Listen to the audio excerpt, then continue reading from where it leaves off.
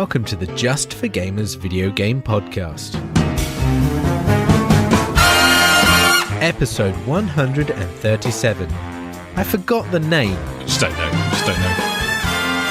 In this week's episode, fuck EA. Fuck 'em. JfG Ash plays more games. Yeah! JfG Alex is GeForce Now. Right now. There's some news. And finally, there's some games out this week. It's just normal things there, buddy.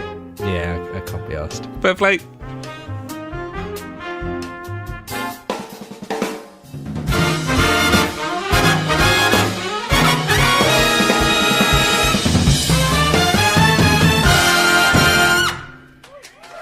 Hello and welcome to the JfG podcast. This is episode 137. My name is Alex and I'm joined as ever by my good friend Ash. Hey buddy, how you doing? Hey buddy, yes, as always, I'm feeling good on a Wednesday. Yeah, sparkling thoughts give me the fucking hope to go on. Yeah, they do. Yes, mate. What a non-event this week's been. Oh yeah. Oh yeah. Oh yeah. Nothing has happened. It's been one of those, has it? Yeah, it's been one of them. Literally, over the weekend, cleaned the house, did some ironing, mowed the lawn for the very last time, I reckon, this year, which is good. Fucking, I've got a tree at the bottom of my garden, and Jesus Christ, the amount of leaves that came off of that thing, I was not happy. Filled a whole bin's worth. A whole bin? Bin's worth of leaves. Fuck. I know, that took me some time. I had the kids with me at the same time as well.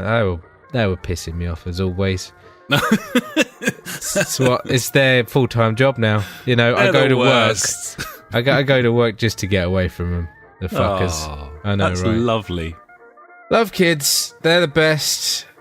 Mate. Good news, though, this week. Just like last week. I'm going to go for it straight away. What are you drinking this week, buddy? I'm on the cause this evening, buddy, and the mountain is blue. They are also 500ml cans for that little bit extra. That's beautiful, buddy. Well, this evening I'm on the Peroni again. And you would think, he bought a large box last week. He'll still have some left. That would be a negative. They are all gone. That's gone. But that's not how I drink. I drink on a daily basis. Yeah.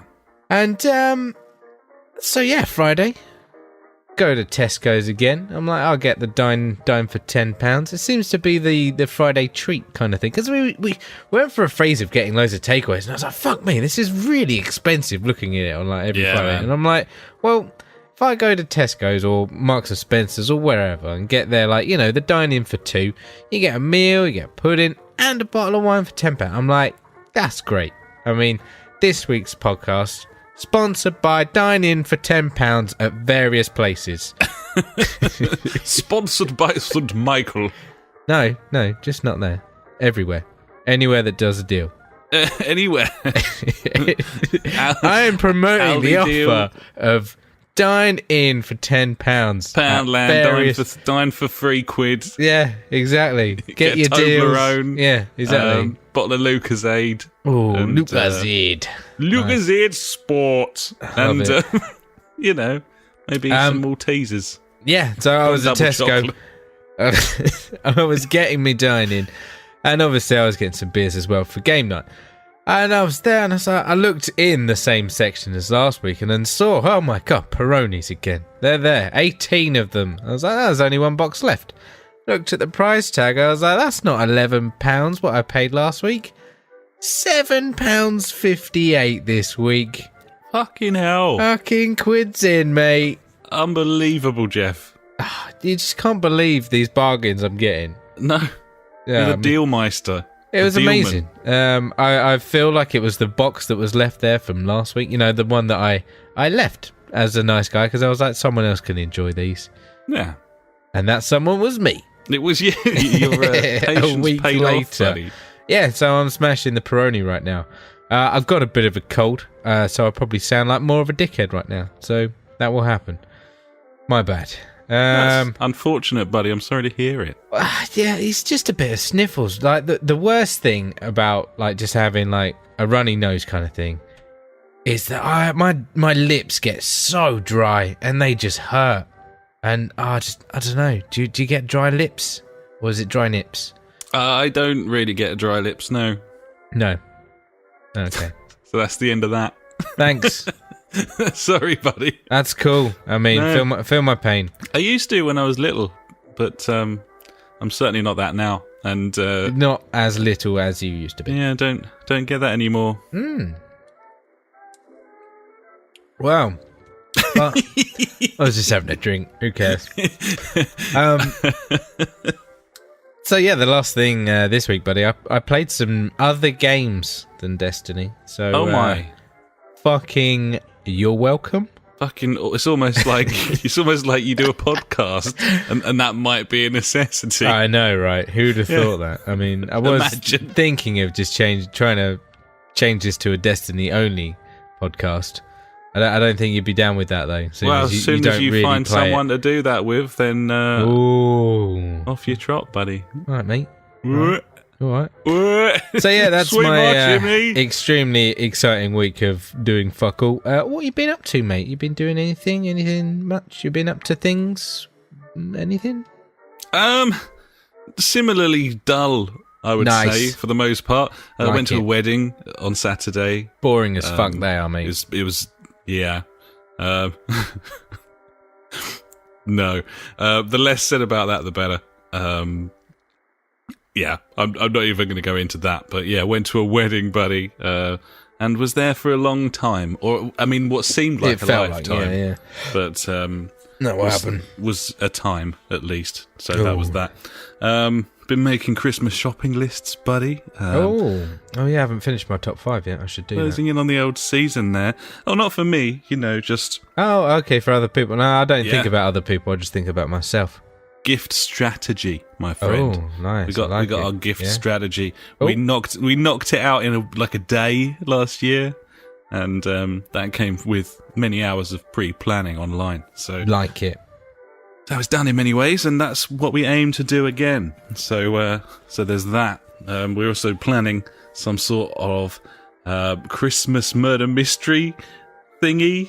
Like So it. I've got to decide on a menu for that, because that's in about 3 weeks' time, and gives me a chance to try out some recipes. Perhaps something out Nigella's festive season booklet. Ooh. Something. Succulent breasts. Might do a ham and some.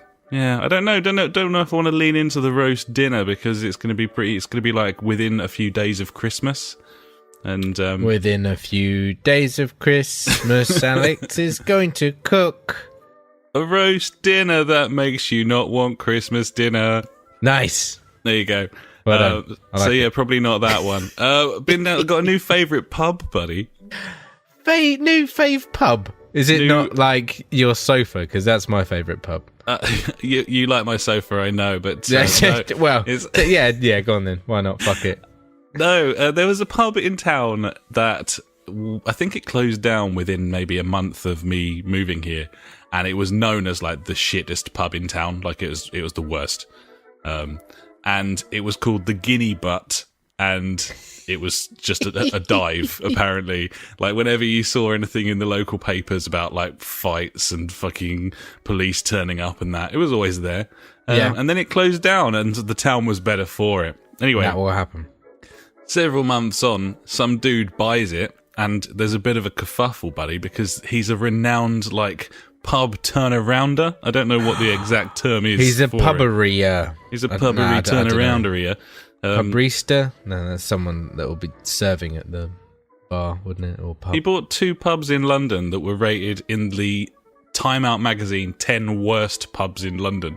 And within a year, they were in the top 10, as in best pubs in London. He knows his pubs. He knows his pubs, and he's done a fucking fine job on this one. He's reopened it as the Guinea. He's dropped the butt, buddy. And I think why? You could probably say that's fairly sensible. Ah. Clown and it's just shoes. it's just a fucking really nice pub, and they've got a brilliant selection of like real ales and stuff.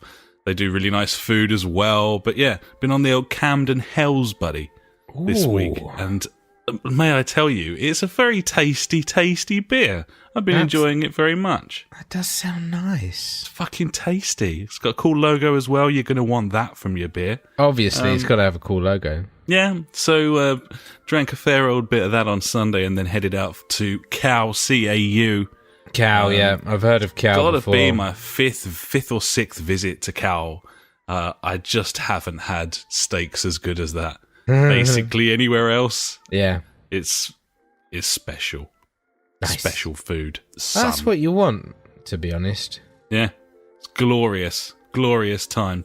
Other than that, the only other thing I've done of note really is I've blazed through season 1 and 2 of Stranger Things just in like a week. Nice. Just I am 3 episodes into season 2 now. We've just been watching the Pollywog, I think. It's a good time. I'm enjoying it. It's a bit tense for my liking. I'm not one for the old suspense, I must say.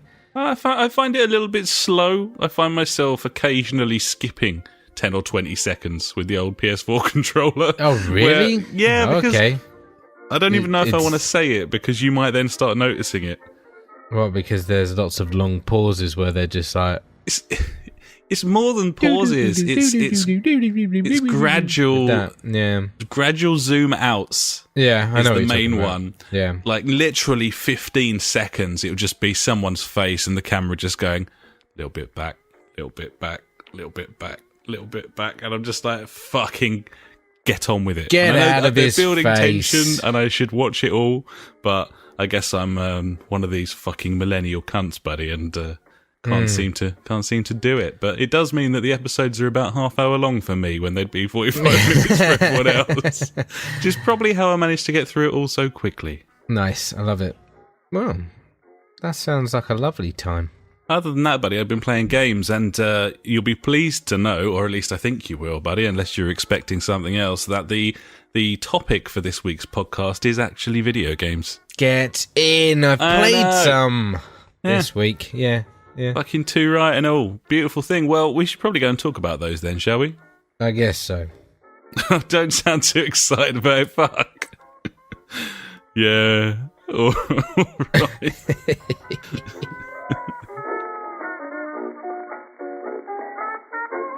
So do you want to kick things off, buddy, with your cheeky spread of games, including but also other games? Welcome to the JfG Destiny 2 podcast. Oh dear. No. We're back again. The week number, whatever. Keep playing. It'll be like 12 now, surely. Yes, yeah, I don't know. I've lost count of the amount of days that I've lost in this game. Anyway. I have to start giving you like a 60-second timer. Oh, okay, yeah. A ramble on. I'm not going to be long anyway. I just want to say, we went at the raid on Sunday, me and some boys and dads and stuff. Not boys, dads, big boys. Yeah, had a cracking time. We managed to get through one of the rooms, the dogs. It was quite the challenge, but we got there in the end. And then we got to the gauntlet as well, and this was about 2 hours later, I think it was. And then my daughters started waking up, so we abandoned it. So I just want to say a big thank you to John Boy, Eva's Comic Dad, Green Machine, and our Des Chain. There you go, if any of them are listening. I know that John Boy, he's a new recruit to the JfG clan, buddy. Oh shit, welcome to the party, pal. Indeed, buddy. He's one of my regular Dads of Destiny clanmates that we fucking smash it nearly on a daily basis. Really good times, mate. It's fun. Nice, he's a cracking fella. Also the faction rally finished this week. I've been doing the cheese and I racked up hundreds of tokens, traded them in, and got full sets of gear on my Titan, on my Warlock, but my Titan, my Hunter, but no, not my Warlock. Fucking, well, what a kick to the dick that is. Seriously, I handed in 600 tokens, yeah? Fucking, I got 5 helmets, 6 chest pieces, like a couple of boots. Didn't get one fucking armband, did I, mate? What the fuck? That's not cricket. I was going to say that's not Christmas. That is not Christmas. That's not Christmas. That's not Christmas. Yeah. Name of the podcast, 137. That's not That's Christmas. not Christmas. Not my there you pants. go.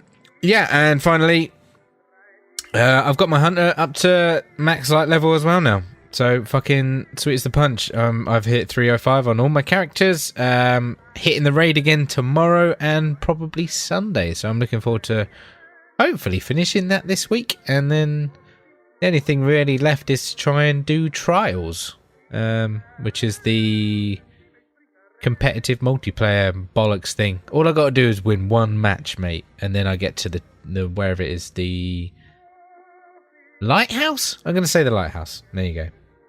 And how far are we out from the first DLC dropping? Well, I mean, I had just been watching Bungie on Twitch talk about this is their first stream of 3 this month, talking about the what's it, Curse of Osiris trial? Yeah, Curse of Osiris. Fucking, it looks really good, and yeah, that's coming out on the 5th of December, so not long. Not long at all. No, I'll have more information because everyone wants to hear about it next week's show. Because I was watching it, but I wasn't paying attention because I was just like, "Woo, boner for Destiny 2! All right." Can't see past your rigid dong, buddy. Exactly. Keep looking side to side. It's so large. Yeah. Yeah. I'll wait for everyone else to report the news on that, and then I'll do that next week by stealing all of their information. Sounds like a plan, Sauce Boss. Yeah, indeed, buddy. I dipped my toe back into Horizon Zero Dawn this week, buddy. Is that in prep for buying the pack? Possibly not. I don't know. I'm still very excited about it. I want to play it. I mean, I played it for about an hour or so. Just did some side quests and stuff like that. Carried on where I left off. That game's fucking awesome. It looks so amazing. Good. And it was so easy just to slip back into it, which was crazy. Which is the opposite of The Witcher and Bloodborne and games like that. I don't want to do that. That sounds good, buddy, because I'd like to go back as well and get a bit of a feel for it before I tackle the DLC pack. Yeah, definitely. I think it's worth doing. Just play it for half an hour now, get that feeling back and stuff like that. And I enjoyed that game so much. I played 30 hours of it in a very short space of time. And man, it's so fantastic. And still, I think the best looking game to come out this year. And yeah, we'll see if it's the best one at the end of the year, but yeah, definitely. Fucking awesome game. And finally, buddy, what I did do this week is I finally got round to playing the South Park: The Fractured But Whole. Okay, is this the demo that they had on the store? Yes, it is the demo that they've put on there. So I got to play it for an hour, and first thoughts, really good. I was quite a fan of the original. What was it? The Stick of Truth, sorry.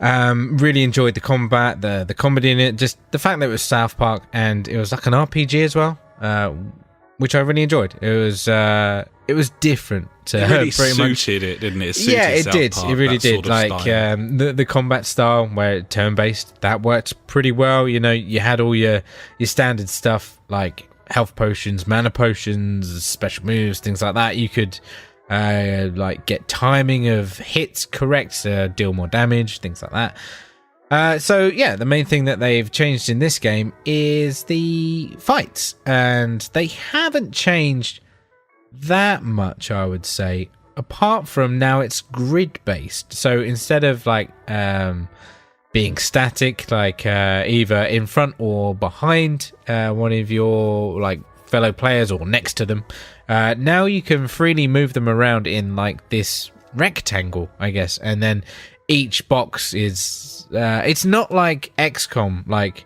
you have to like follow a set path kind of thing. It's like you can go to any box within. Oh, I guess it is like XCOM, really, isn't it? Because that just gives you a box, and then you go to wherever you want within that box kind of thing. Has it got cover elements like XCOM? Now I haven't got that far into it, so it might have them. I don't know, unfortunately. But from what I see, like played of it felt very familiar to the old game and was really quite easy to pick up. I think I prefer the sound of that, having a grid system like that, so that I can have free movement. I think that as much as I really enjoyed the Stick of Truth, I did think it was a little bit shallow in that department. I don't think it's a massive step forward for where it is. But it definitely is. It is a step forward. So there was a situation where I had an opportunity to move away or move out of a strike zone from the opponent. So they were doing a attack that charged the first one, then attacked afterwards, and it was just like a demonstration of how it is to dodge, like or how you can dodge attacks. So yeah, it gave you that opportunity to move into a safe zone, and like literally just the boxes turned up red where it was going to hit me. So I was like, right, don't stand in the red. Very simple. I like the sound of that. Effective. I'm going to have to give this a go, I think. Yeah, I think so. But the main thing that the main thing that I really liked about it was it literally picks straight up from the previous game's ending. So should I complete that then? No, you don't have to. I wouldn't say you have to. Like, you understand the gist of it. There's two factions are fighting after the Stick of Truth. That's all you need to know. And sorry again. Oh, blimey. And at the end of that, at the beginning of the Fractured Butthole, it's just them fighting, like, and then you have to make your way through to. You got as far as like seeing the Stick of Truth in the tent and stuff like that, didn't you? Oh no, literally, I got a long way through that game. Yeah, I reckon I was probably only maybe 2 hours, 3 hours from the end, something like that. Yeah, exactly. So it just segues straight into there, and yeah, it's really funny. I just thought that was a really nice way of tying the two games together. Like it was like an ongoing episode of South Park, and that kind of made me want this game a little bit. But like we said, because of all the fucking retardation of this game when it was released or announced and then pushed back and then no idea, we're just like, we're not going to buy this game full price. No, we can wait. And we can wait. Exactly. Drops below 20 and we'll jump in, I'm sure. Exactly, buddy. Yeah, so apart from that, that's me done for video games this week. Actually, my youngest daughter and I were playing MLB The Show because, I don't know, she chose that. And I ended up picking the like the retro mode or classic mode or whatever it is. Oh, yeah. So it hasn't got like all the difficulty of like getting the swinging right. We had a whale of a time. It's really simple. It's like a real basic arcade baseball game. It's funny. And she got me a couple of trophies as well, which was nice. Really? Yeah. Nice. Which is very nice. That's such a fantastic game, and possibly the last game from 2K that isn't ruined by microtransactions and loot boxes. Yeah, well, we'll see about that. It's got those tops cards in there, but that's just Ultimate Team stuff, you know. You can exactly. Well, nice, man. Yeah, I saw that you were playing that the other day. I forgot that. That's really cool. Yeah, it was funny. So yeah, that's me done, buddy. What about you? What have you been playing? You've been smashing The Witcher some more, maybe? Who knows? Absolutely, yeah. We're so into The Witcher 3 now. I think we're probably maybe only an hour off of where I got up to the first time round, so we're really caning through it. But she's, I think, very similar to you in that, like, she doesn't want to leave an area, my missus. If there's an exclamation mark on that map, she's fucking going there. Like, oh yeah, you can't leave that there, mate. Yeah. Got to tidy it up. I'm like, let's just mainline the story. Like, I want to get further than we can always come back here. She's like, no, it's there. I want to do it while we're here. Like, it's only 400 steps away. I'm exactly, it's closer. Therefore, if I do it now, I haven't haven't got to travel all the way back here and do it at a later date. But I like travelling all the way back there. I like going, like, moving about the world and stuff. She's like, nope, we're doing this. I'm going to leave myself no reason to ever visit this particular spectacular part of the map. Yeah, you don't want to come back there. Fuck that. Fine. But either way, such an exceptional game.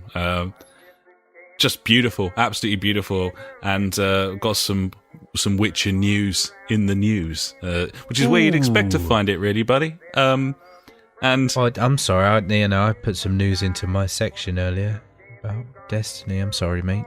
Oh, well, I'm just a fucking amateur at this, aren't I? I think keeping all the Destiny together is probably best at this point anyway. So no, we got questions later, mate. Don't you worry. Oh, beautiful. Well, I look forward to that. Let it be known, by the way, that I don't hate Destiny. I actually really like it. Just not as much as me. Exactly. So yeah, Geralt and Sons would be a butcher's if he opened one, but Geralt and Chums perhaps would be a nice name for it. Is a fantastic game, and we've been exploring, and she don't like Gwent though. She does not like Gwent, and I think that's because she's like, why the fuck am I playing this card game? and that's a very reasonable. Well, it's a reasonable question, I think. Yeah, but sometimes you just need a break from looking at really nice scenery and playing a good game. Yeah, I think she just doesn't want a break from that. Yeah, okay. That kind of makes sense. She thinks the game is so awesome that she doesn't want to sit in a card game menu, and I can understand that. Well, yeah. I still think she'll come around to it before the game is out. She starts getting more cards for a collection. She'll be like, yeah. But yeah, like when we play through the Uncharted games, I think it was probably like a 70-30 split between me controlling the game and her controlling the game. Yeah. And with The Witcher, it's probably 60-40 in her favour. Like, she's just doesn't want to give the controller back. But the thing with all these side quests, because of the way that The Witcher's spread, it tries to put sort of difficult quests in early areas and stuff, and you can, so there's a couple of times when we've been absolutely boned. Like, we were in this cave that, like, she waded into and swam under a load of rock faces and stuff, and ended up in this cave with a spider that's like 20 levels higher. It's got like the red skull above. Just one shots us. I'm desperately trying to like crab my way back out of the cave because we didn't have a fast travel outside. But yeah, that's the dangers of completionists, buddy. Some sort of danger zone, I believe. Full-blown danger zone. Oh, yeah. Jesus. So yeah, there's that. And it's great. And I'll have more Tales of the Witcher next week, I'm sure. Also this week... Tales of the Witcher. Witcher and Sons, the Butchers. PES 2018. I've been playing PES this week. I don't know if I've played this with you at all, have I? On game night, maybe a little bit. We played game night. Yeah, we were up till like 2:30 in the morning playing this. We were brushing it up. Oh, God, I was so shit-hammered. It was bad. It was a good game night. I enjoyed it. Yeah, it was funny as fuck. Didn't like getting up, though. No, I did not like getting up at 5:30 with screaming kids. That was really shit. Yeah. Well. Not ideal. No. So we went on a bit of a run, actually, and we did all right considering how caned we were. But mate. Yeah, we've just been tucking into the online co-op and just really enjoying it. We went on a really good run night before last, and looks like we're back up into Division 1, I think, by the looks. And I think we're kind of getting there now in how to avoid getting fucked over by teams that have sort of better players. We're finding ways to combat that. We still get screwed over where players with excellent stats just it seems like they've got like just luck. Like 9 times out of 10, the ball will fall at their feet whether you tackle them or not. But we're learning better and better ways of how to stop that, to cover in behind, and we're passing it around. We made a decision a few sessions ago because we were getting flustered by people really pressing high, which is the main thing that people do online. And we weren't playing our game anymore. We were just like, trying to counter-attack. Counter-attack and just press them and big stuff like through that. balls down the channels. Yeah. It just wasn't working. And we started going back, and I said we should use the keeper more like City, and the idea that you can discuss tactics in essence the way that they are in real life, and those things can work. We've like tinkered with our formation, and we're keeping the ball more. We're regularly finishing with more passes and more possession than our opponents, and basically playing them to death, knowing when to pick those killer balls. And we went on a run on, I think it was Monday night, where I think we played 5 games, and we lost the first one 6-4 in a baffling encounter with PSG. But then we played 4 more games, and we won 4-0, 4-1, 4-1, 4-0. Well, that's a lot of goals. We're really starting to get there now. Stuck in. Nice. And I think we finished in Division 2, 16th in Division 2 in the end, and up we go to Division 1. So up the Football League we go. In it. So it's beautiful. We're We're really enjoying it, and it's a fucking great game, as usual, to be honest. Love it. Played a bit of Master League on there as well, but yeah, very good. I know you're going about PES right now, but I need to know about this next game that you've been playing and how it's happened. Right, okay. You sent me a link. No, it's just clicked. Yes, okay. It was one of your dads, I think, that put you onto it. Yeah, one of the dads in the Destiny clan. Destiny, once again, proving that it's the best. There is a program on the internet that you can download for free for Macs, and it is called GeForce Now, NVIDIA GeForce Now. And it's very exciting.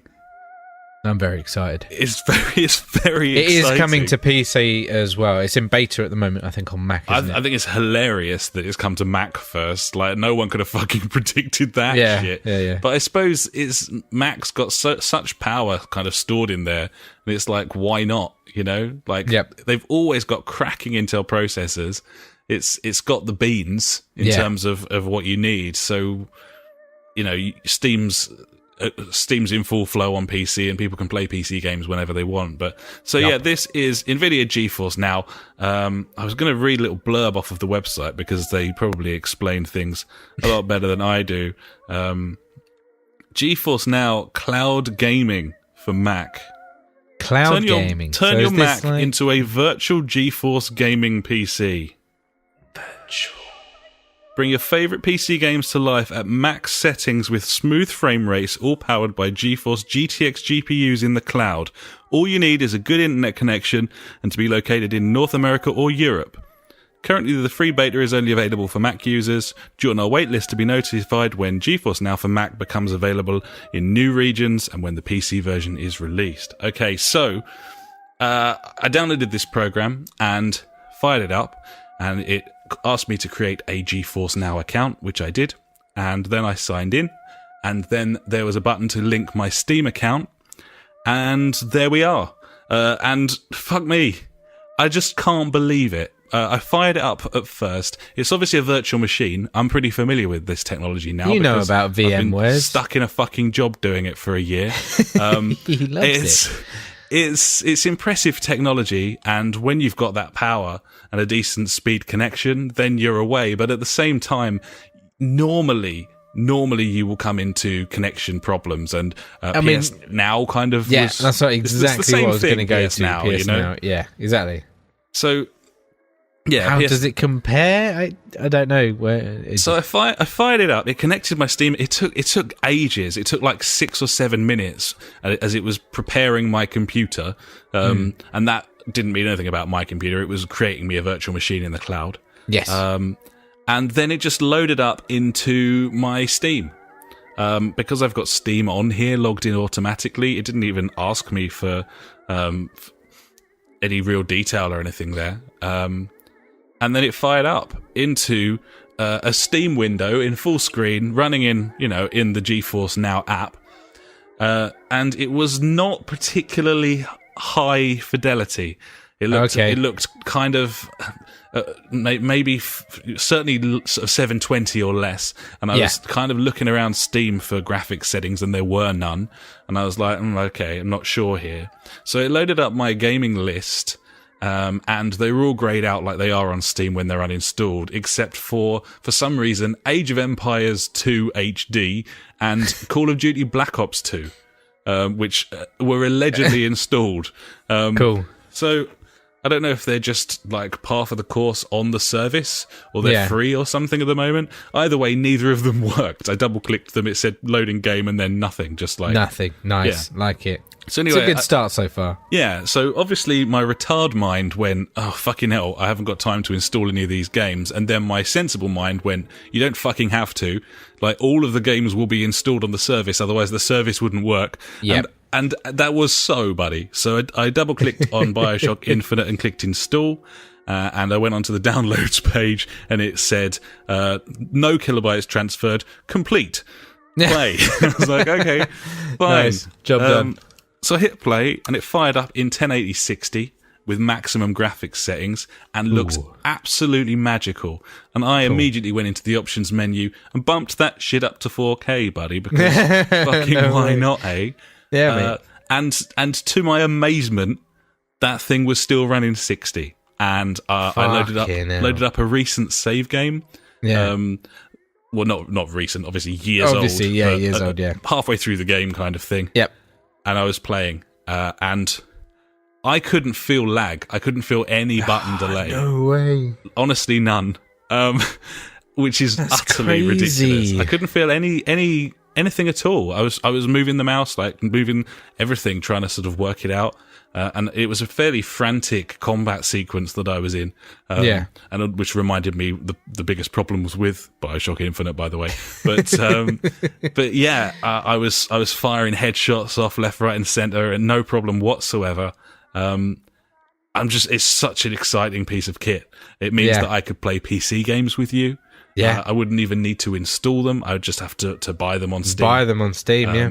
And it just integrates with your whole game library. Because I was thinking, like, the other day, I was like, you know what, I think I'm done with PC game. I don't think I'm ever going to really utilise it ever again. But now, this is a whole different ballgame, my friend. Got loads of games on there. Warcraft 3. We got Warcraft 3. Obviously, I could run that on my Mac anyway. Yeah. But Orcs Must Die 2's back in the frame. Man. There's loads. I've got a decent selection. So this is limited to Steam, though, isn't it? I'm guessing. It would appear so. Yeah, it seems like they've struck a deal there. I'm not certain of that, actually. Okay, right. You might be able to install like Origin and whatever. Yeah, maybe. Who knows? Maybe. Not sure where they are with it at this point, but this makes it very exciting for future developments in this area, because up until now we've been, I'd say, very negative about streaming services on the gaming front. Pretty piss poor. We've known that it's coming. We've known that it's the future, and we've known that consoles will obviously die to it eventually. Yeah, but it's taken such a long time to get there. I mean, fuck me, this sounds amazing.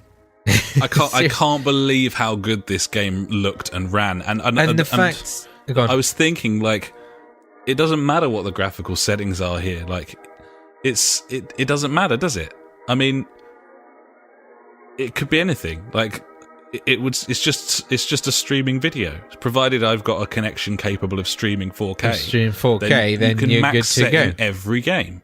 Yeah, max totally. resolution every game. You don't have as long as they that cloud, as long as it should be able to run it, because it's going to be fucking some sort of powerhouse, isn't it? You're going to have all the fucking power on Earth. Exactly. The fact that it creates a virtual machine for you, free of charge, just fucking go for it, fella.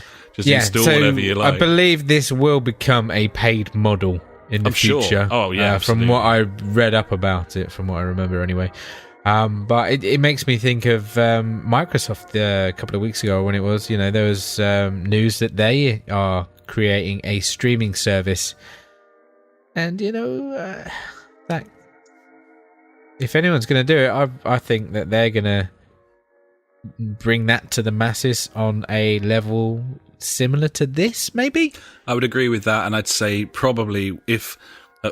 from the 25 minutes that I've had with it, I would put a large sum of money on the fact that they will stop making conventional consoles within the next 5 years. Genuinely, because... So you reckon PS5 in a couple of years and then we're done? I think so. I think they'll still maybe release some sort of set-top box of some description, but you have to have something to run these. It just has to be a terminal, like a Wisebox or something, you know? So, I am blown away, and my internet connection is decent.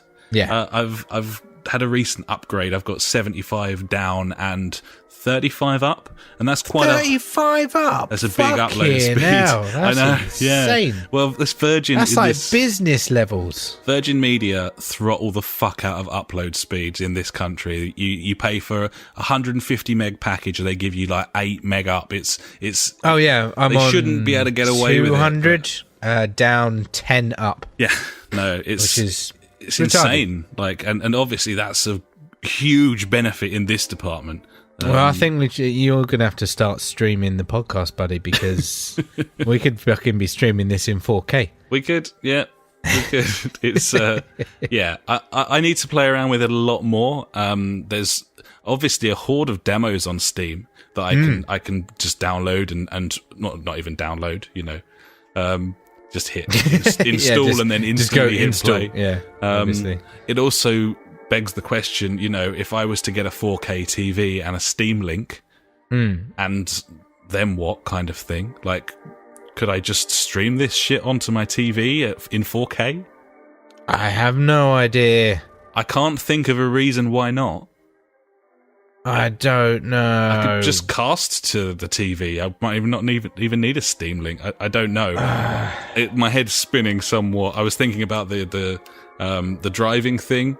How if I got that little box, that breakout box, I could play. You could play PC anything driving you want. games. Well, actually, Jesus it works on Christ. PC anyway. That wheel, doesn't it? So yes, that's what I should do. Is I should HDMI into my TV. Yeah, HDMI it into your TV, and then just fucking plug your steering wheel in and see how I get on with, I don't know, iRacing or something like that.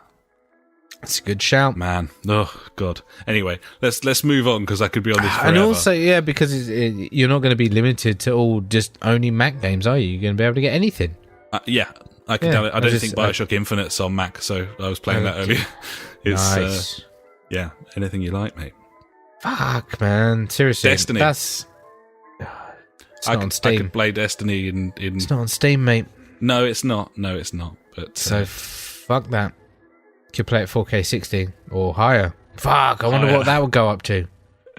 I mean, if your network connection's good enough, the sky's the limit, isn't it? I mean, yeah. Got some T1 connection, then you could run things in 8K on max settings, and what's to stop you? Fucking hell. Oh man, the future sounds good to me now. Yeah, Gibbons. Fucking monthly subscription. I'll be fucking paying out like £40 a month for it or something. I'll do it. Yeah, well, if you're not buying a console every 3 or 4 years, then that negates that cost anyway. Yep. And if a game's a streaming service, then you're not buying games either. Yeah, I mean, the incentive. It could be war. Oh, I'm so excited. Anyway, we should stop going on about. No, fuck it. How often do we get excited about That's shit what this like podcast's for, is things like this. Exactly, yeah. It's just, no, mate, I was just thinking, like, I couldn't help it, and I've had this feeling a few times with virtual machine stuff. Like, I couldn't even imagine this stuff when I was little. Yeah, totally. I was just thinking of me sitting there playing the Master System on my parents' bed when I was like 4 years old. Yeah, and just to be shown this technology at that point, like it was unimaginably amazing, and yeah, totally. Yeah, but yeah, it really does cement in place for me the fact that this is coming and you can't hide from it. This is what's going on. I can't believe how well it performs. It's fantastic and just incredibly exciting. And I think everyone would benefit from not running a 500 watt fucking attempted powerhouse under your TV. You got, Xbox One X out in the last week or so. The fucking paltry processor in there completely destroying the opportunity for high frame rates and max settings. Which is such a shame. And this completely negates that. This is just like, fill your fucking boots. So So good. Beautiful thing. I will obviously be playing the absolute fucking ever-loving shit out of this over the course of the next week or so. So I should have a far more... get it in while it's free, buddy. Yeah, I should have a far stronger and you should try hooking up the PS4 controller and shit like that to it. Absolutely, yeah, totally. Thankfully, Bluetooth is working on my Mac, though other things. I don't know if you can. It might just be easier just to plug it in with a USB cable. Yeah, worth noting this evening, by the way, that I'm using my onboard webcam rather than my external, because my keyboard and trackpad have stopped working completely on my laptop.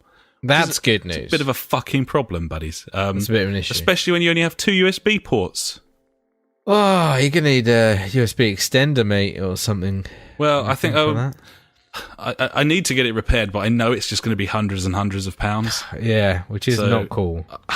I've been looking at some of these like tablet felt keyboards, and they do one that's like the same size that I could literally like put over my keyboard and mouse just as a short-term solution. Yeah, but at the moment I'm using a USB keyboard and mouse. I got my microphone plugged in the other one, and there was no space for the webcam. So there we go. Anyway, let's move on. Let's move on to the last thing we've been playing this week, because we had a fucking ball on this as well. We did. On game night with the Funk and with you, buddy, we played some Project Cars 2, and it was probably our first mammoth Project Cars 2 session. We normally play it for maybe an hour or so, sometimes even less than that, before PJ gets home and gets on for game night. Yep. So this was the first time we played it for a proper stint, like 2.5 hours, I think, and I just had a fantastic time. How about you? Yeah. Hands down, this is my favourite racing game out of the 3 that we've bought. Of F1 2017, is it? Yeah. Project Cars 2 and also GT Sport. This game just makes racing feel fun. Not unlike the other 2 games. They do make it fun, but this has that excitement about it. It's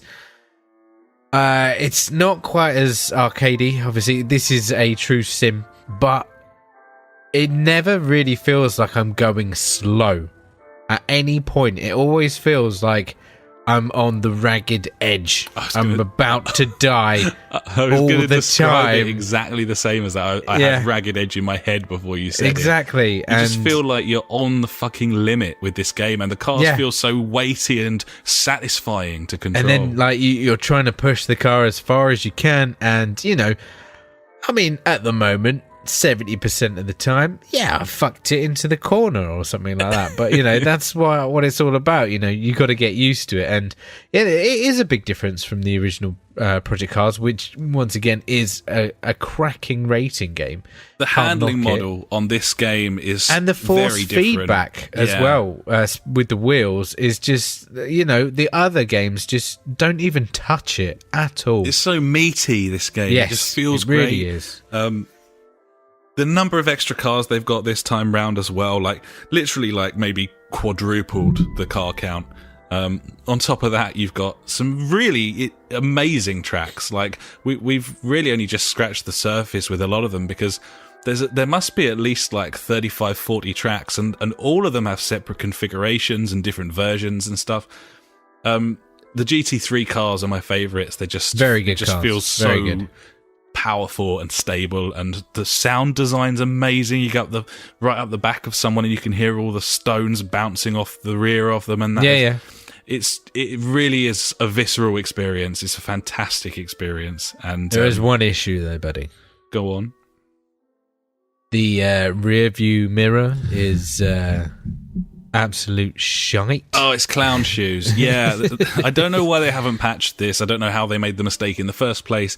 I don't know what's going on here. Slightly Mad are they live up to their name in terms of these bugs sometimes. Like, you see something happen in their games and you're like, how did we get here with this here? Like, and this is an example of it. You've got a rear view mirror, and you look in the rear view and there's a car behind you, maybe say, I don't know, 8 car lengths behind, and you're like, okay, he's a fair way back, I'm probably safe to turn into this bend. And then if you go look behind, like hit the actual look behind button, he's literally right on your ass. Like it's just a lie. The rear view mirror at the top of the screen when you're driving forwards, it's just not true. And I've found it, probably it does more harm than good a lot of the time. Yep, totally. Causes crashes, like leads to such confusion. Yeah, that you end there up needs in the to be some kind of... I think, is it GT Sport? It does it really nicely when there's a car next to you. It kind of just like dims the edge of the screen. Yeah, like shades it, fades it to black wherever the car is. Which is really, really nice way of doing it. It is, because it gets rid of those arrows which are effective but look shitty, you know? Yes. That's how F1 does it. And they're effective but look shitty. They do. Yeah, They it's just a great ruin the description. view of it a little bit. And the shading just looks quite elegant, really. It's an elegant solution. Gibbons, buddy. So just brilliant. If you like racing games, if you have a wheel, you have to buy this game. If you don't have a wheel, touch and go. It certainly controls better on the Troll than it did than the old one did. The previous one. Yeah, I'd still recommend GT Sport if you're using the controller, because I just think you get more out of it. But yeah, any racing enthusiast, this is a must purchase if you're on a console. It's got to be. Gibbons. So yeah, if that's all you've got, buddy, then that's certainly all I've got as well, and we can move on. Gibbons. And now it's time for the news. The news. Fucking news. Number one. Number Wang, buddy, number Wang. This is interesting. The Witcher 3... Everything that we say is interesting, buddy. Yes. Agreed. Indeed. The Witcher 3 runs at 60 frames per second on Xbox One X at the moment. That's nice. Unpatched. Oh, I mean, that's a good thing. It's exactly what you'd want, is it not? I'd like that. However, they have released a patch, and it gives you the option of whether you want to install that patch or not. But obviously, that's your 4K assets, buddy. So this is not... It's running at 4K with lesser assets. Lower than... The Xbox One version of The Witcher, it runs at... less than 1080p textures as standard, and I think that the 4K texture pack actually just bumps the textures up to 1080p. Okay. So once you apply that patch, put the patch in, it locks the game at 30. Cool, that's nice of them, because the console hasn't got the beans to maintain 60 frames per second, obviously with 1080p assets. Yes. I'm hoping that they'll update that in the future so that you can choose. You can choose. That would be nice, wouldn't it? Yes. But for now, you can decide by not patching the game. That is the thing. Just don't patch it. Yeah, I guess. But it does it's kind of a swings and roundabouts one, isn't it? Because that's wonderful. It runs in 4K at 60, but the textures are 800, 900p. Yeah. And so this 4K console, once again, it's all about the texture quality and the frame visuals rate, and not the frame rate. The frame rate falls by the wayside, and I think that's a bit sad. But I would be expecting Microsoft to be really putting the pressure on the devs at this point to get it up to that 4K standard and fuck the frame rate. As long as it hits 30, because that's the big fine. thing, isn't it? You're not going to buy a 4K console and then be like, it's not running at 4K. What the fuck? No, exactly. Thing, and that seems to be the way it's going. So yeah, fucking 4K ruins everything, mate. Does seem to, buddy. I don't like it. I mean, imagine if we didn't go down that 4K route. I mean, but then again, like the layman probably would be like, "Whoa, it's still the same. It's still only full HD. Where's the jump?" Yeah, it's true. Yeah. It's true. It doesn't look better. Take a screenshot. It don't look better. Yeah, the screenshots look the same. Yeah. Man. Knobheads. Well, there you go. Take your pick there, I guess, for the time being at least. I would hope that they put a switch in or some description. Like, obviously, you'd have to do it before the game loaded, almost like an options menu on PC, because it'd need to load in the corresponding textures to your decision. Yeah, that means it would take up more space, so you'd have to have both textures installed. Or, as Microsoft were planning, have that, like, whatever, when you install the game, you choose what you want to install to save space. That would be the best thing. Be like, these are the options, like, when you download the game. Do you want high performance or high quality? And then you download whatever one it is out of the two. There you go. Solved your fucking issue for you. That's what you want, really. That's yeah, the mate. one. I'll have that. Yeah. Well, there you go. Yep. Let's move on. Let's move on to number 2, buddy. EA has bought Respawn. Great news.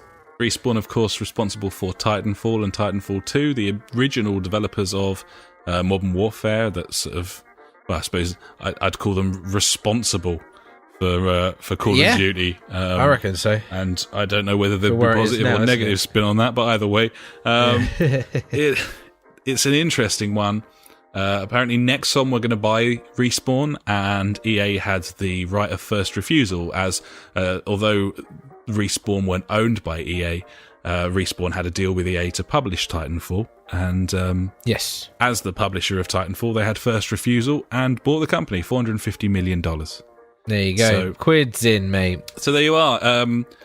It certainly makes a very interesting, an interesting closure of Visceral Games, which was only last week, of course. It really does. It's crazy. It does. It's a bit icky if you look at it that way. Like the idea that they might have made one decision to follow through on the other, basically sucks balls. But it also probably puts paid to any hopes of a good Titanfall 3, at least. Yeah. Which is a shame, because there was so many good reviews of Titanfall 2. Yeah, I never played it. I really want to pick that up. The beta. Yeah, we'll get it, I think. For one thing, I've heard it's got a fantastic campaign. Yeah, exactly. That was one of the big things that came out of it, wasn't it? And I played a fair bit of the beta of the multiplayer. I seemed to enjoy it. It was cool. Yeah, we could do with a new shooter, really. And I'm good for shooters, mate. I mean, a proper shooter, buddy. Like ones with robots? No, like a deathmatch multiplayer shooter. Yeah, I've got one of them. I'm good. That runs at maybe 60 frames per second. That'd be good. Does it run at 60? Yeah. Okay, yeah, that's fine. I'll allow that. Well, either way, expect Titanfall 3 to be riddled with loot boxes and Respawn to close within 3 years. Yep. Nice. Moving on. Like it. There was EA still. Yeah, there's lots of EA. And unlike last week, I have actually grouped it all together, which is rather nice. Nice, well played. You gotta love that. I like it. Yeah, that's learning from my mistakes there, buddy.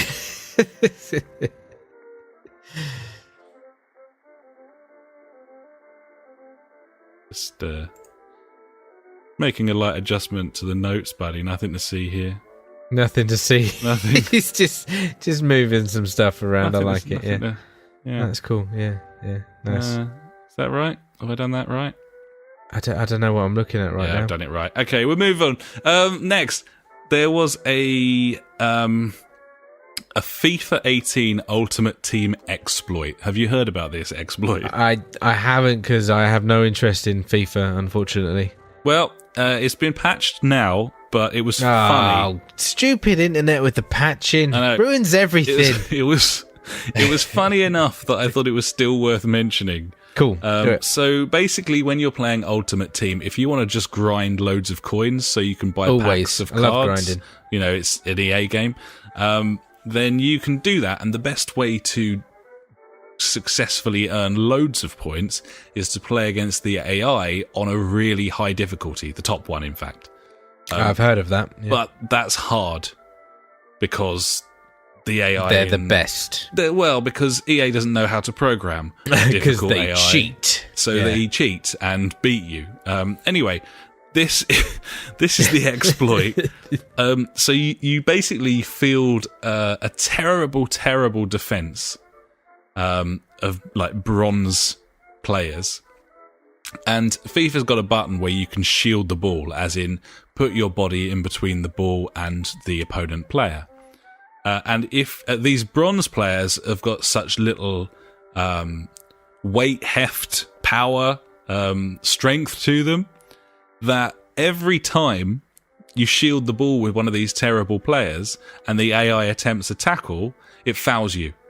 Because it just pushes you over. You just fall over instantly. Yeah, I can see it, how that happens. Yeah, sure. And when they do that, they are booked. Cunts. And then you do it again, and they're booked. And then you do it again, and perhaps it was a player that's already been booked, and he gets sent off. And he gets sent off. And then you do it again, and another one gets sent off. I think you can see where I'm going.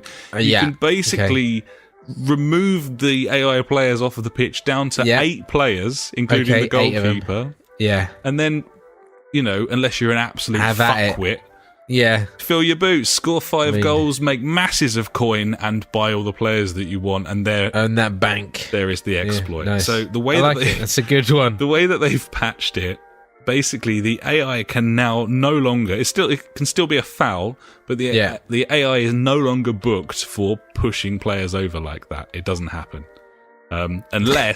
unless it's a player who's through on goal that they've pushed over and the card's still. I was going to say it's a reasonable way of fixing it, but sure, it's fine. But they fixed it. And I love a good bit of cheese. Just a metaphor for current video games, really, is that people would spend hours and hours of their time just this exploit to earn coins, pretend coins. Mate, I love coins. To earn pretend cards.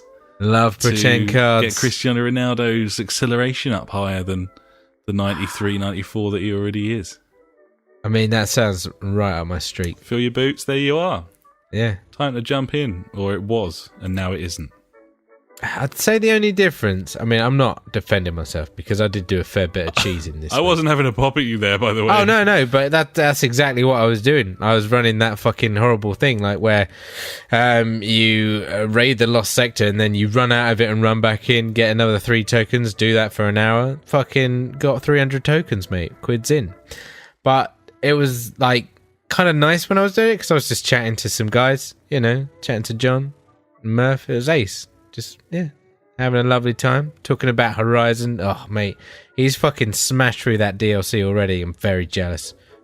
Motherfucker. Yeah, we're going to have to pick that up, aren't we? I know we are. He said it's very, very good.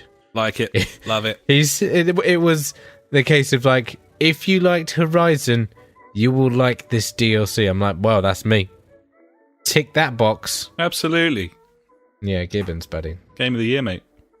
Indeed. Unless... I need to go through. We need to start making a list and start compiling that, to be honest, very soon, really, don't we? Well, there's also some games that came out a little bit earlier in the year that I think we need to pick up as well. We need an action plan because we've like For Honor spent the bulk of our money this 2. year on the annual franchises and so on because there's been not that much else. But there's some great indie games that have come out that I'd like to try. And okay. Yeah, need to get our shit together there, I think, buddy, and splook some cash over the coming weeks because there's no new games to buy. So no, exactly, and like you say, all the new games that have come out are all annual franchises that we couldn't give a fuck about. Gibbons, full blown, which is what it is. Anyway, so there we are. Next, moving on to more EA, buddy. I suppose we have to talk Battlefront. I want to keep this brief, mainly because I don't give a fuck. I'm not going to buy it. And I don't want to give it any airtime, really, either. So, cool. I want to cane through this really quickly, so I will. You happy with that? Me. Yeah, mate. I just want to definitely mention that one thing that I sent you earlier today. Yeah. Because I was just like, when I saw that, I was just like, wow. Yeah. Fucking hell. New levels. So, obviously, this is the major and monotonous story in the industry this week. Absolutely right for it to be highlighted. I have got tired of hearing about it, but mainly because I have no intention of playing it. And I already knew that EA were a bunch of cunts, and I didn't need it proved to me quite so flagrantly as this, but they've done a very good job of doing it anyway. But yeah, I'm not one of these, stop moaning about it like old news people, and I'm not defending them in any way either. I just honestly, am so bored of it. So we came through.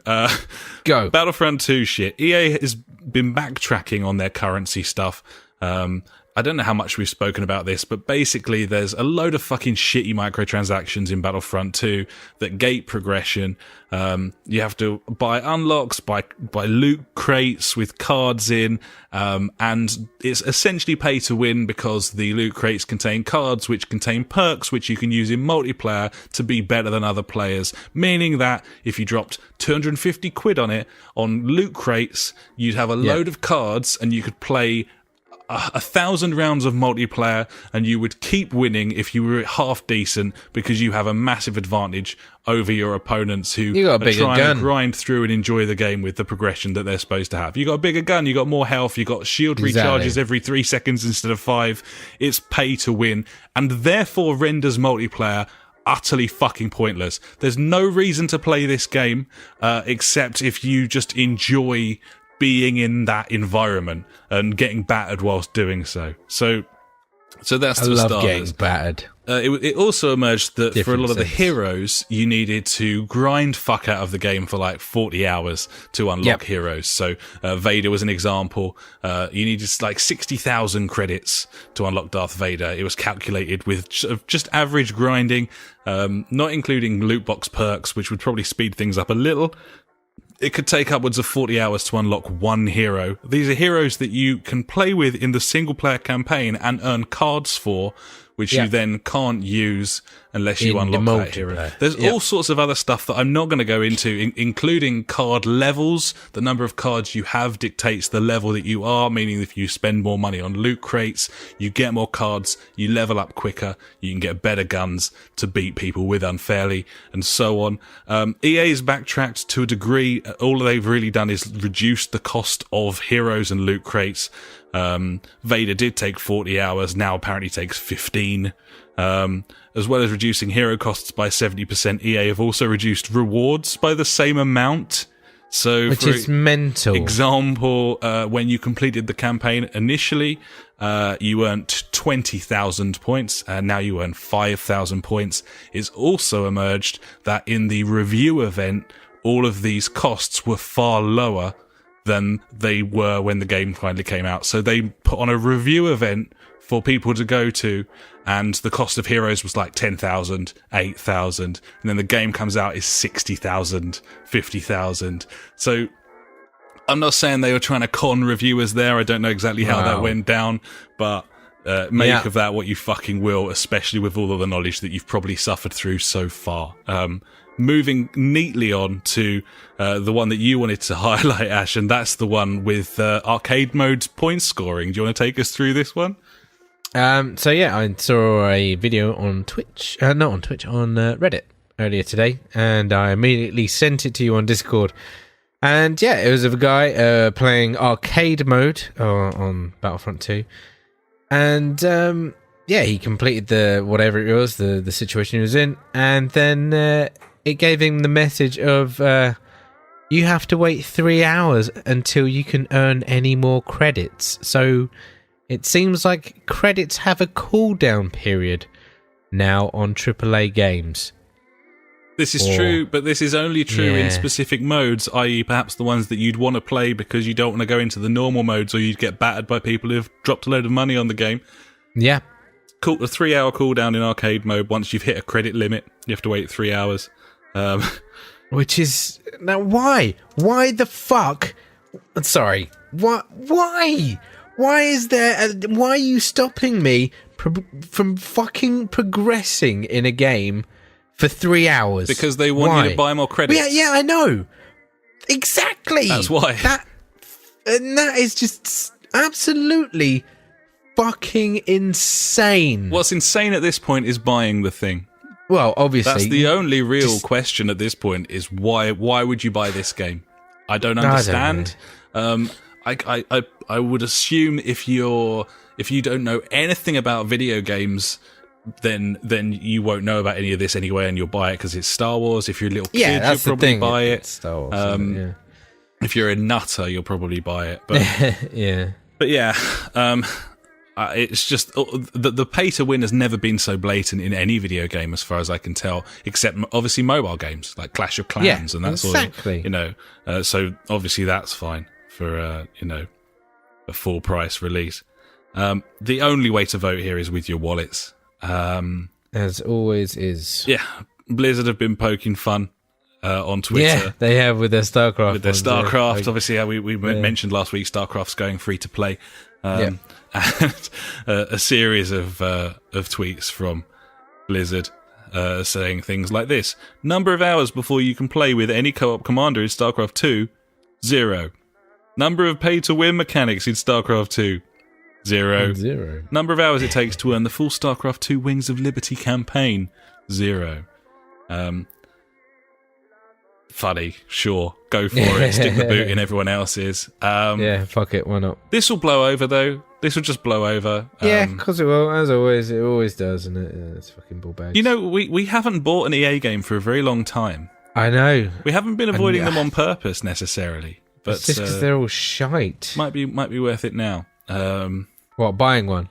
Avoiding them at all costs forever. Yeah. This is a disease that's going to be infecting all of our games.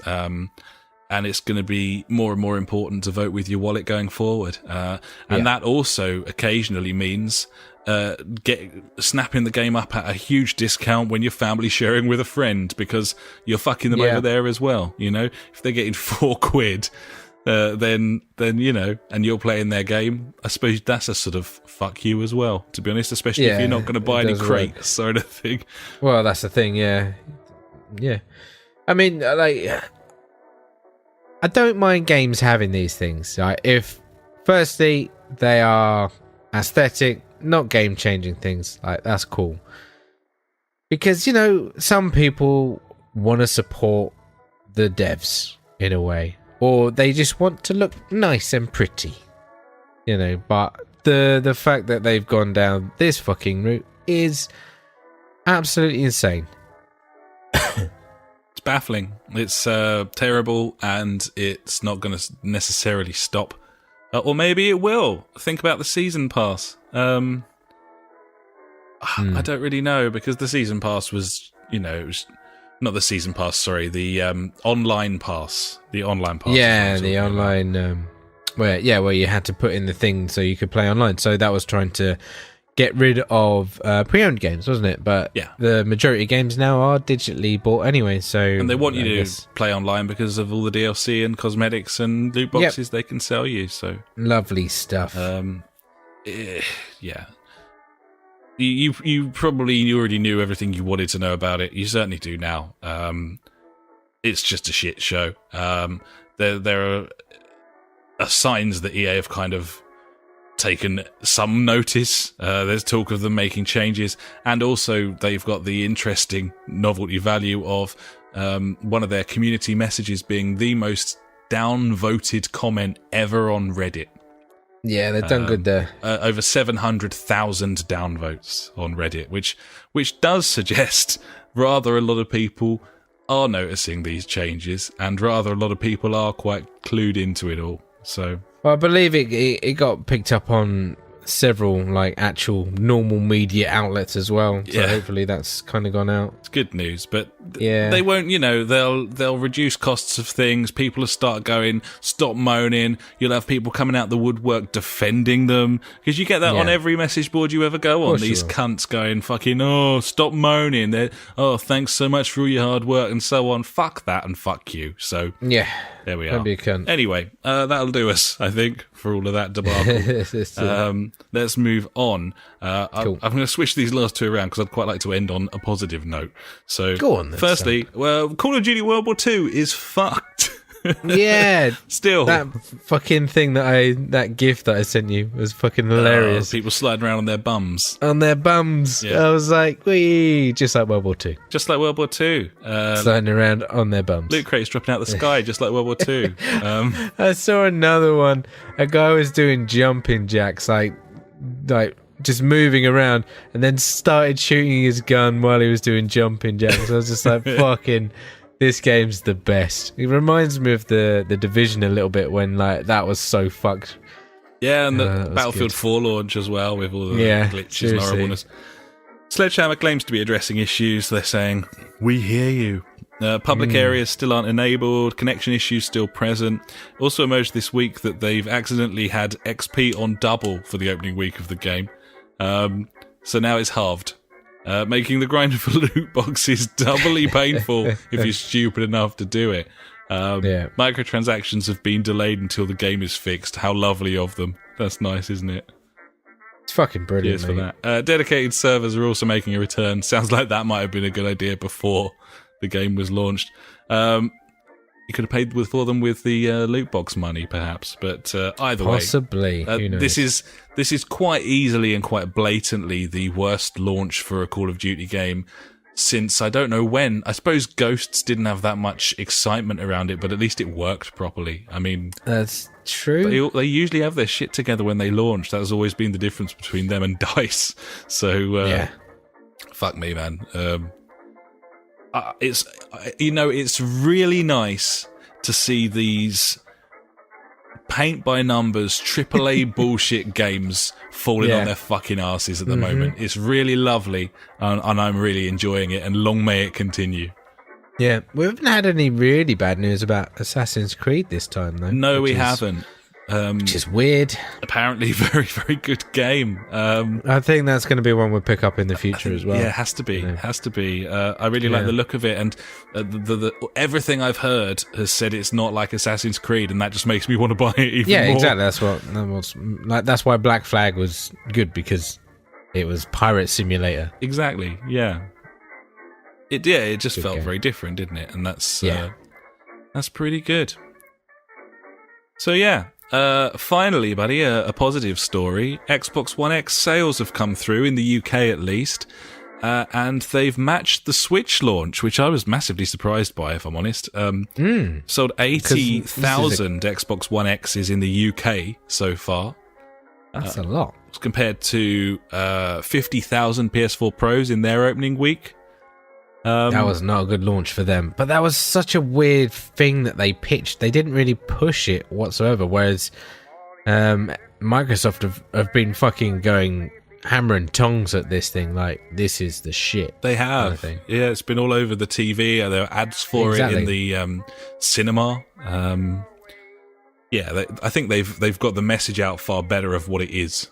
And that's kind of the important This is the thing. 4K gaming, like true native 4K gaming console or whatever. For executive gamers. I don't know how good that is, to be honest, 80,000 in launch week.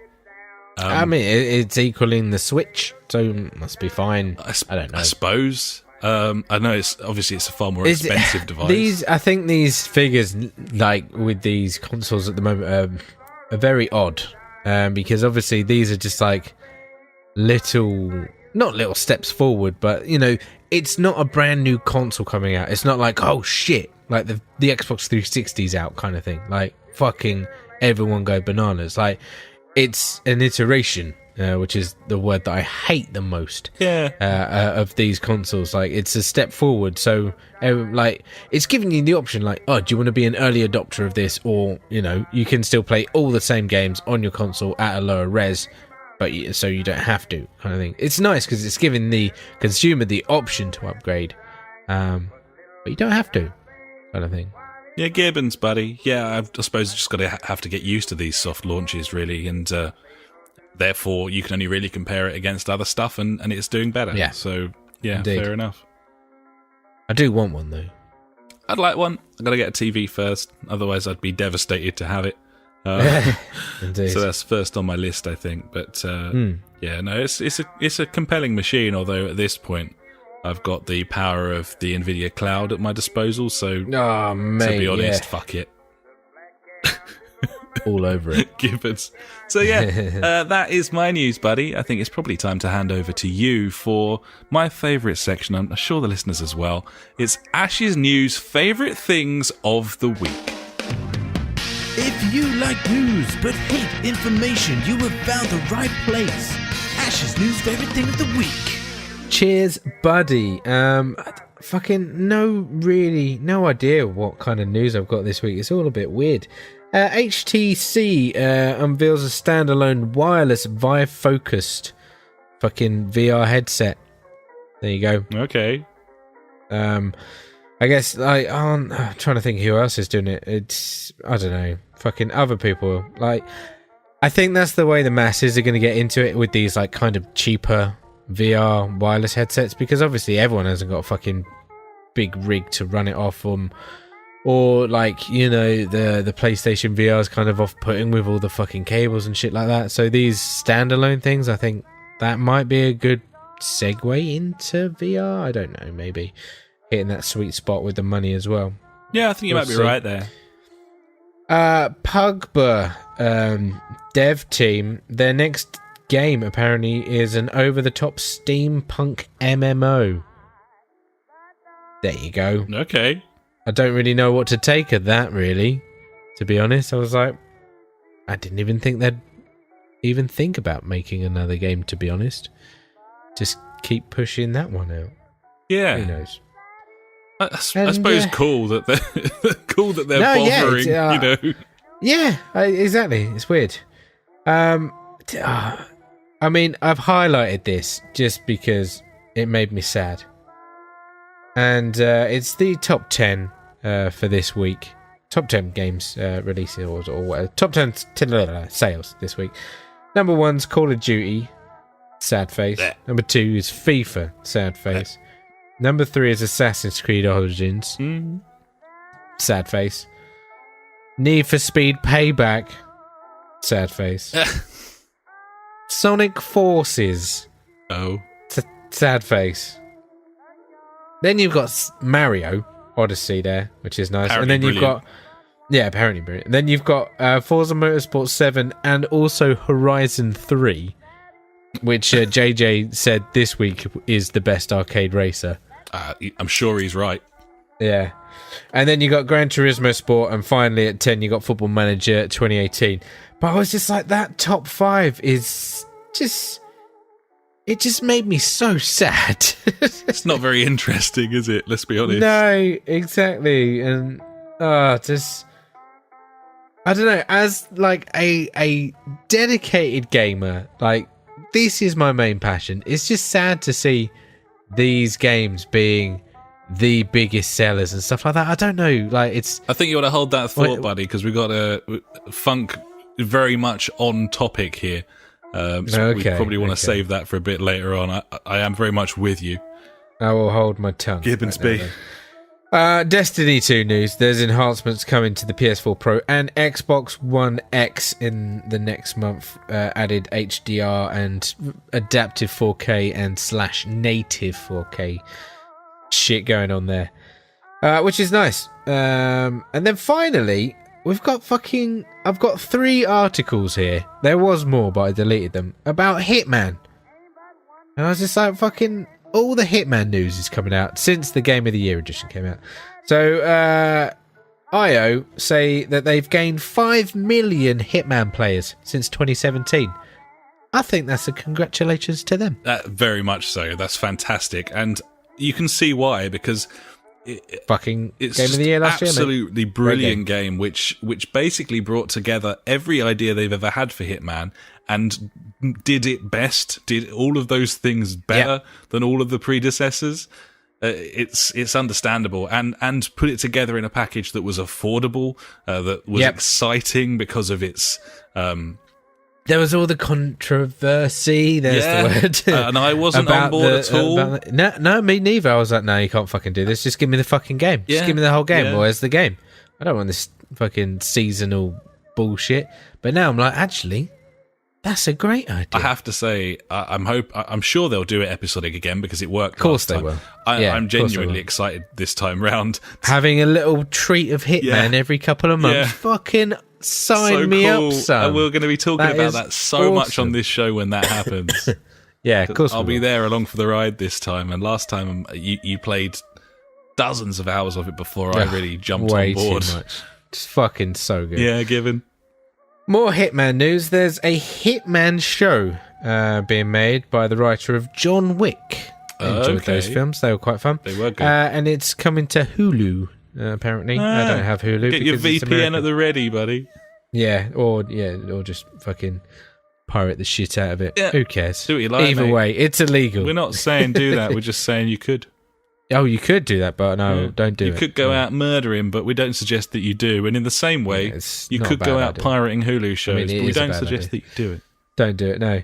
And finally, apparently, IO Interactive have 2 more Hitman games planned. Shit. 2. VR? Mate, don't ask me questions. Sorry, buddy. Oh my god, I've got to go learned. through this now. Oh, fucking shit. Mobile game? Yeah, it's fucking Hitman Go again. Hitman goes forth. Yeah, Hitman goes further. And Hitman Season 2. Okay. No, it's not. I don't know. Okay. But there you go, fucking, like, that is good news. Gibbons. I love it. Ugh. Makes me want to play Hitman. Love Hitman. I nearly loaded it up the other night. I also briefly hovered over Fallout 4 for the umpteenth time. I can't do that anymore. I deleted it. I've still got it on there. Oh, that's a mistake. Maybe. You should probably get rid of that. Maybe. Maybe, yeah. Yeah. Yeah, probably. Yeah. Fair enough. Yeah, so that's me done, buddy. That's my news this week. Nothing much, just fucking Hitman's the best, innit? It certainly is. Play it. Yeah. Great Agent game. 47. We love Game you. of the Year, 2017. Beautiful team. Maybe 2018, because technically they brought out the Game of the Year edition this year. And I think the full edition didn't come out. That came out in January, didn't it? Yeah, This year? yeah, go for it, mate. Yeah. Fuck it, yeah. Game of the Year, 2017. That'll go down like a sack of shit, so yeah. Of course it will. That's kind of my style. Indeed, buddy. Indeed. He's got previous, ladies and gentlemen. Well, technically, because, in last year, 2016, it wasn't a full release, was it? It was episodic or whatever. But it was all out, though, wasn't it? Yeah, but there wasn't a complete... I'm not doing this. Let's move, Let's move on. Fuck's sake. Well, thank you so much for your news, buddy. You're welcome, buddy. Tasty. Thank you for yours. Yeah, thank you very much. That was your news, my news, and that was the news. And now it's time for Out This Week. There's some fucking crackers this week, mate. You reckon, buddy? Fucking swear down. Okay. Out this week we have Monster of the Deep, Final Fantasy 15. There it is. The fishing game. The fishing game. That I want on PSVR. So badly. Oh, mate. I need to buy a PSVR right now. I need to just go and get one. How low do you reckon it'll go on Black Friday? 300 quid. Maybe sell off the old ones. You might get one for 200. Maybe. But then you've got to buy... Well, you've got the camera, but then you've got to buy the Move controllers as well, which are 80 quid. Are they? Yes. They are Pick so up some expensive used now. ones on 15 quid a pop, something like that. Nah, mate. They're still 30 quid each, I think. I just won't use my hands. I'll just headbutt everything. Yeah, exactly. just fucking make some LEDs and obviously not make them, buy some and attach them to your hands and wave them about, I guess. It's so good if you could con it like that. Get a couple of £5 torches. Yeah, just buy some fairy lights. Yeah. Shake it about. Perfect. Well, if you want to do some VR fishing in the Final Fantasy universe, then I do. Then you can, as of this week. Also out this week, we have Batman: The Enemy Within Episode 3: Fractured Mask on PC, PS4, and Xbox One. Yeah, it's a Telltale game, buddy. Yeah, I think so, mate. I believe so. Gear Club is coming to Switch this week, buddy. That is a racing game that was previously on mobile devices. Great. Is that setting a new dangerous trend for the Switch, buddy? I guess. Going to end up with mobile just a load of shitty games. fucking mobile games off of the Apple Store and that? It's all balls, mate. Not sure about that one. I'm not happy with it. Looks shit. Also out this week, World of Final Fantasy, which I don't give a fuck about. And finally, Planet of the Apes: The Last Frontier, buddy, is out. This game was made by Andy Serkis's studio. So yeah, I don't really know. Like, it sounds strange. I read the wiki entry, and apparently there's you don't have any direct control. You just like make decisions, Okay, rather than that sounds actually fun. like playing the game.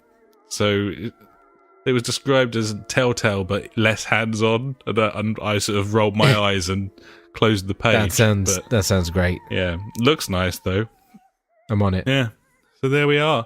So yeah, that's out this week, buddy. What do you reckon?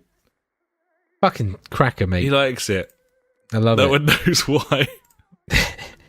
But he does. There we are. Indeed.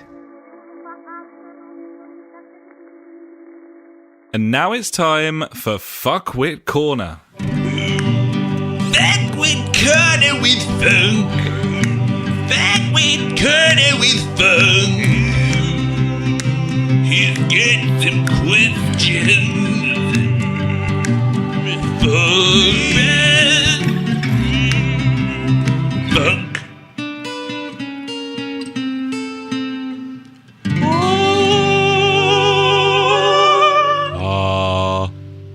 Has he got any questions, buddy?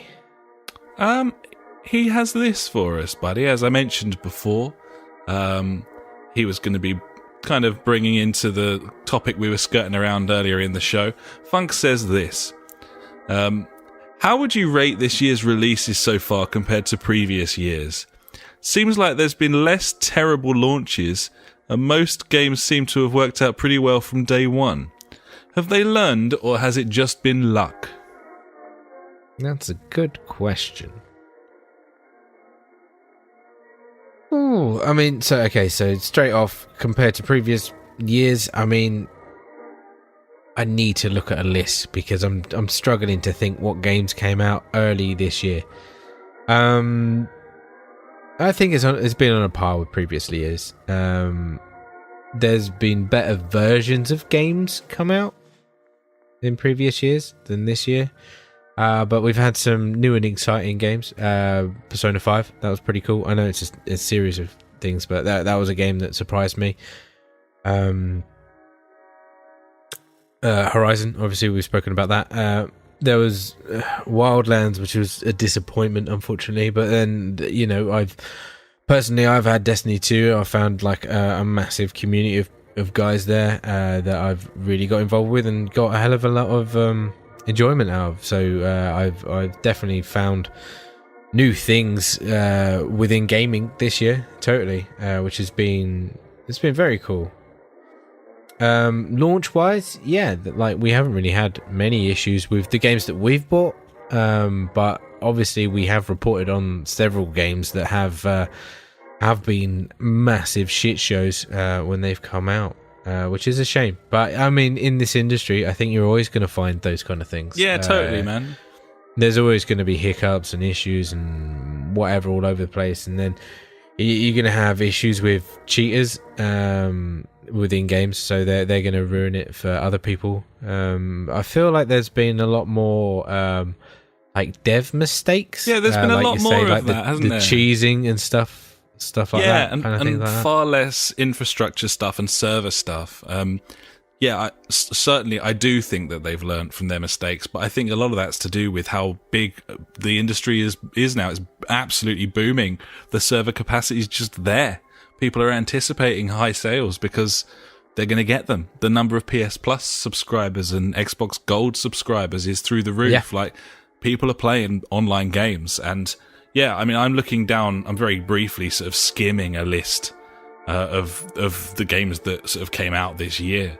And I'm struggling to find many that had massive problems. Certainly in terms of server issues, the first big example is Call of Duty World War II. So it's taken till November for a game to come out and be a proper like shit show in terms of netcode problems and I'm sure it wasn't For Honor a bit fucked when that came out and stuff like that. I think they had some light teething trouble. Perhaps it didn't feel so big because it's a sort of less like landmark obviously. launch. Like COD's always a massive launch that sells massively, and I forgot For Honor even existed until you just said that sentence. So there you go, mate. That might have something to do with it. So yeah, heading through February, we got Halo Wars 2, Horizon Zero Dawn. What else we got? Oh, Winning Post 8, buddy. Great game. Big one there. Yeah. What else? Breath of the Wild. Obviously, it's offline game. It's fine. Yeah.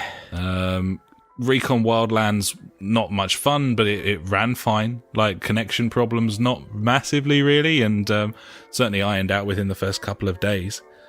Same with Ghost War, like a couple of teething problems in the first couple of days. Yeah, but then, you know, that's the thing. I think they've gotten to the point where now, if there are some issues, they do iron it out. I mean, like, Destiny 2, once again, that had some big old issues.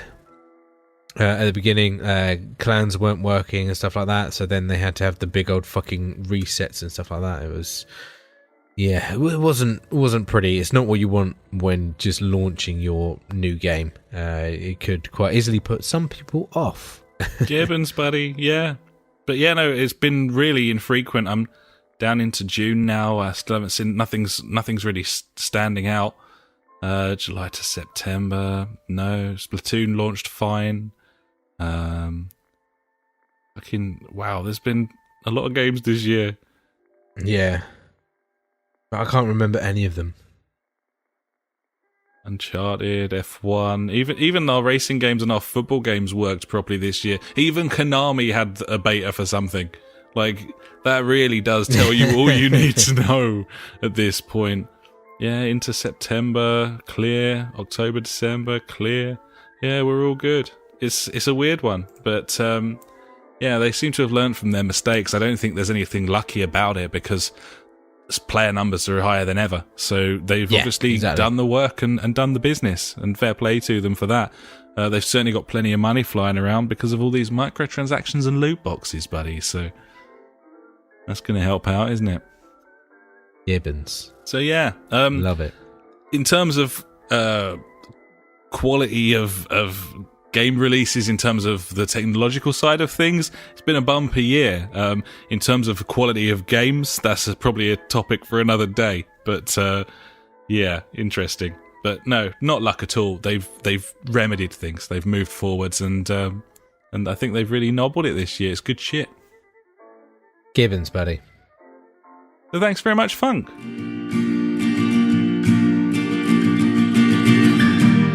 Every week we end the show with questions and comments sent in by you. If you've got anything for us, just pop an email to the jfgpodcast@gmail.com or contact us on Facebook, Twitter, or at justforgamers.co.uk.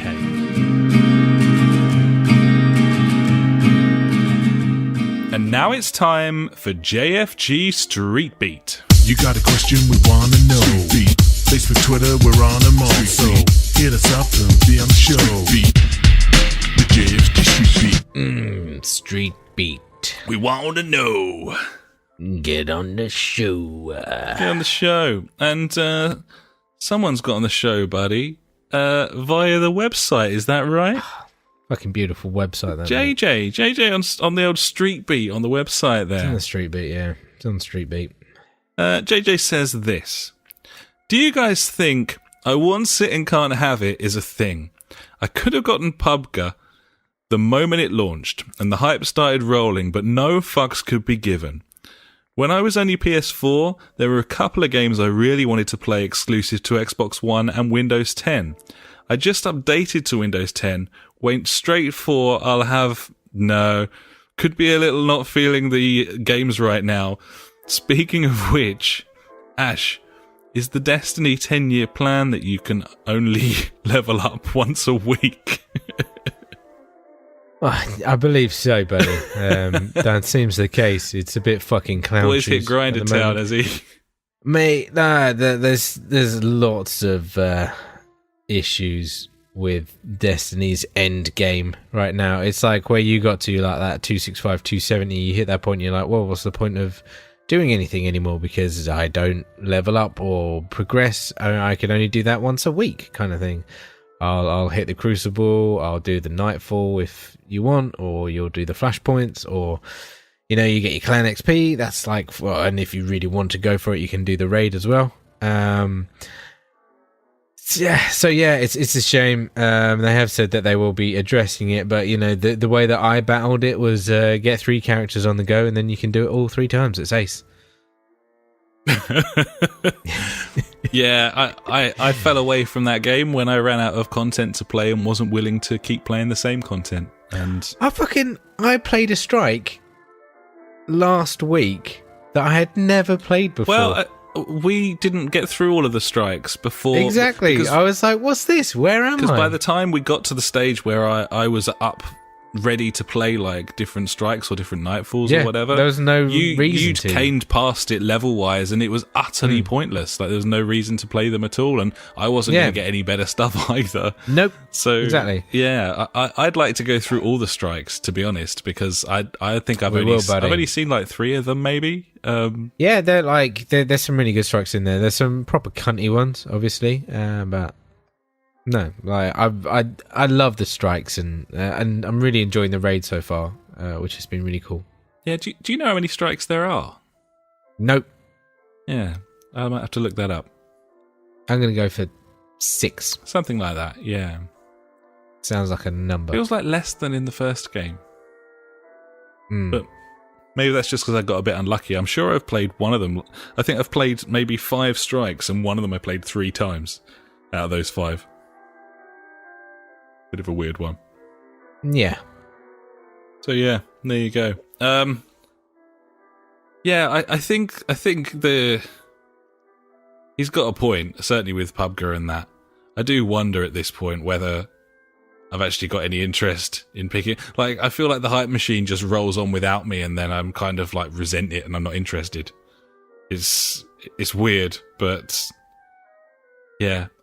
I think there is a tendency to that, though. Like, if we bought an Xbox One, we're probably thinking at this point, oh, we could buy all these fucking cool games and everything. But I think the long and the short of it, you'd sit down and look at the store, and there'd be maybe 3 or 4 things you'd like to maybe look at.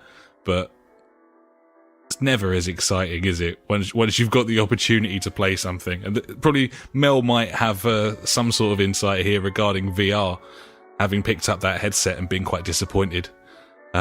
So that might have some sort of bearing on things as well. Gibbons. So thanks very much. Gibbons, buddy. Thank you, JJ.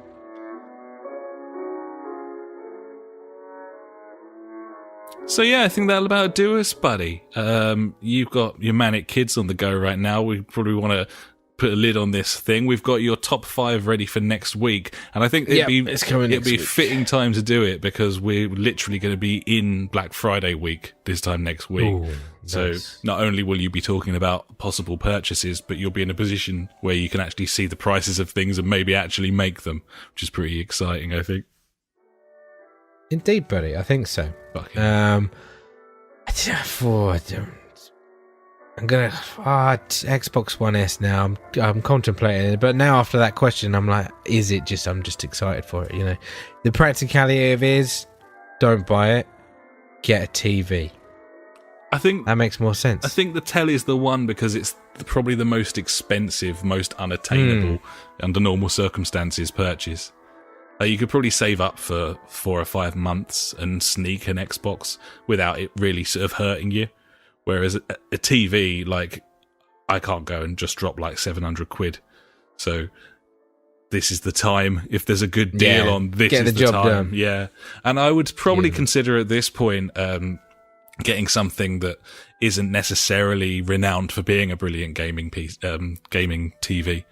Like, not one that's obviously shite, but sort of mid-range latency, like where it's not going to, it's going to be a huge step up for me, and it could end up being 200-300 quid cheaper than one that's like renowned for being really fucking on the nose.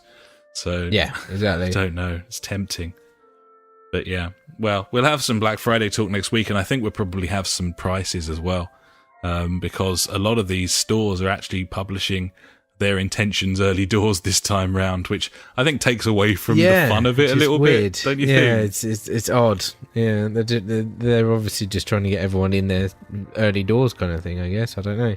Beat the rush. Yeah, they're all kind of competing, but it's just there's something weird about it, isn't it? Like, as soon as their sale, like Argos are doing a sale that stretches over a week, you feel like you're not going to get any amazing what's the bargains. Fucking point? Yeah, because the thing is, it's like a one-off flash sale where everything is just fucking stupid cheap. Gibbons, and then you're like, oh, it's gone, isn't it? Yeah, man, absolutely, yeah, totally right. Gibbons. Oh, well, buddy, I've forgotten the name of the intro by now. So we're gonna have to make something up for that, or try and remember it. Either or. Well, I'm sure we will. I'm done. Oh no, one thing. Fucking on the live stream right now. I've integrated all the chats. By the way, we got Rob. He's on the chat right now. Oh yeah, enjoying it. But yeah, now you can join on the chat on Twitch, Mixer, and YouTube, and it'll pop up on the stream. Don't matter where you are, buddies. Get involved. Oh, that's beautiful work, buddy. Some sort of... I feel like next week we need to pimp ourselves out at the beginning. Like a lot of podcasts do that. They say, we are this, you can find us here. We always just do it right at the end. That's true. We do it once everyone, like long after everyone stopped listening. So yeah, you're right. Exactly. Maybe we should do that. Yeah. That's a beautiful work though with that integration, buddy. Some sort of triforce of chat there. Indeed. Fucking sweet as the punch. I'm a big fan of the try. Yeah. Fucking 3 sweet. is the magic number. Yeah, certainly is. Well, thanks so much for listening, everyone. You can find us at a variety of places, which I will list now at great speed. Firstly, our website, www.thejfgpodcast.co.uk. You can also find us on Facebook /the JFG Podcast, Twitter, where we are at the JFG Podcast. You can find us on SoundCloud if you want to listen to an episode from 3 millennia ago, soundcloud.com/just for gamers. We're also on the streaming sites. For example, the YouTube's there, buddy. YouTube, search JFG Podcast, twitch.tv/. You did a fucking stream this week, didn't you? I did a cheeky stream, yeah. I played a little bit of GT Sport on a stream there. I got a request to watch gameplay from some randomer on my playlist of friends. I was like, yeah, fucking why not just upload this to the YouTube, buddy? So did a little live stream, and then another person sent me a message, and before you knew it, I was some sort of YouTuber. So, fucking quids in. We're going to be reeling in all of that fucking money at some point. So, yeah. Maybe I'll start doing that more often. Or maybe I won't. Maybe I promise things on a regular basis and then the world gets in the way, buddy, and I can't follow through. One thing for sure is, buddy, we never miss a fucking week. You know it. We'll always be here, and you can watch us live on one of the 3 streaming sites, YouTube, twitch.tv/the JFG Podcast, or mixer.com/the JFG Podcast, aka fucking beam.pro, buddies. Better name for it there. So yeah, you can find us on all of the podcast apps. You can find us on PS4 as well. They are the consoles that we have, and you can join our community on the PS4, which is the JFG Podcast community. Oddly enough. And finally, we're also on Google Plus, if that is how you choose to live your life. Thanks so much for listening, buddies. We'll catch you next time with interesting and exciting things involving lists and spending money that we probably don't have. Until then, I have been Alex, he has been Ash. Goodbye. Goodbye.